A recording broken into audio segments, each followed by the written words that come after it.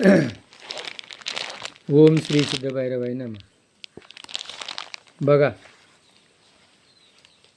भगवंत हे जग चालय, हे कशावर चालय? ही भगवंताची माया. माया म्हणजे काय? माझं नाही ते माझं वाटणं. माझं नाही ते माझं वाटणं, माझं आहे ते विसरून जाणं, याचं नाव काय? माया. आज माझं घर, माझी शेती, माझा आमकू, माझं तमका, माझा आमका, माझी गाडी, माझं बंगला, याचं नाव काय? माया. आपलं काय या जगात? येताना काय आणलं होतं, जाताना काय नेणार आहे? काही नाही.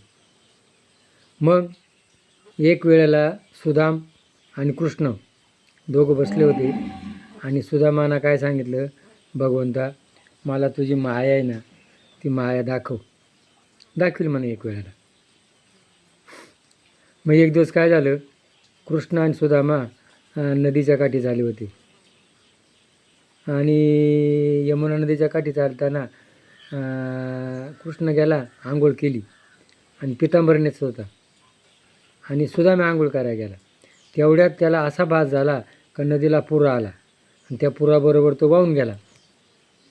वाहून गेल्यानंतर नदीच्या किनाऱ्याला गेल्यानंतर तिथं हत्तीवर बसून एक माळ घेऊन आणि काही लोक आली आणि त्या हत्तीने त्याच्या गळ्यात माळ घातली. म्हणे हे काय भानगड आहे? म्हणे आमची अशी प्रथा आहे का आमच्या राजाला वारसदार नाही आणि ही जे हत्तीने ज्याच्या गळ्यात माळ घालील त्याला आम्ही राजा करतो. आणि मग त्याला त्याने राजा केलं. आणि मग राजकारभार चालले असताना त्या राजाची बायको मेली आणि मग आता तो राजा शोक करायला लागला.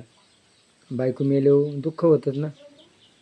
आणि मग त्याने सांगितलं, तुम्ही काय दुःख करू नका म्हणं, तुमची व्यवस्था केलेली आहे. आमची अशी प्रथा आहे, बायको मेली का बायकोबरोबर त्या माणसाला बी पाठवायचं. मग आता तो बायकोचं दुःख विसरला आणि मरणाचं दुःख त्याच्या डोक्यात आलं. मग आता तो काय म्हणं, मला तुम्ही तिच्याबरोबर जाळा, पण मी काय करतो, स्नान संध्या करून येतो. चालेल म्हणा. त्याच्याबरोबर हा पळून जाईल म्हणून 4 माणसं पाठवली. आणि मग तो ज्या वेळेला आंघोळ करायला लागला, आंघोळ करून जेव्हा बाहेर आला तेव्हा त्याचे डोळे उघडले.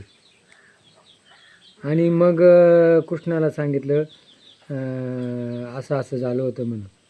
मग तीच माया. भगवंत ही माया आहे ना, या मायेमध्ये माणूस गुरफटतो आणि संपून जातो. आणि मग माया 3 प्रकारची असते, स्वमोहिका, स्वजनमोहिका,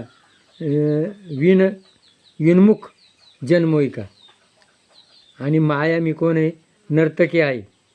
ती माणसाला नाचवती. आणि नर्तक याचा अर्थ उलटा केला काय होतं? कीर्तन. आणि मग आपल्याला माया बाधू नये म्हणून काय करायला पाहिजे? ज्याची माया आहे त्याचं काय पाहिजे? कीर्तन करायला पाहिजे. आणि मग त्याचं चिंतन केलं तर माया ही बाबत नाही. म्हणून भगवंताचं चिंतन करा. उठताना, बसताना, झोपताना, जेवण करताना, सर्व कार्य करताना कोणाचं चिंतन करा? भगवंताचं. ज्या वेळेला माणूस भगवंताचं चिंतन करतो तेव्हा तो मायेपासून सुटतो. आणि मग मायेपासून सुटला कोण? सुख, व्यास असे 7 जण आहेत आणि ते मायेपासून सुटले. म्हणून मायापासून सुटायचं असेल तर भगवंताचं चिंतन करा. या जगात आपण काही आणलं नाही, काही नेणार नाही, म्हणून आपलं काही नाही आणि भगवंताचं चिंतन करा. हे पटलं असेल तर क्लिक करा. जय भैरवनाथ.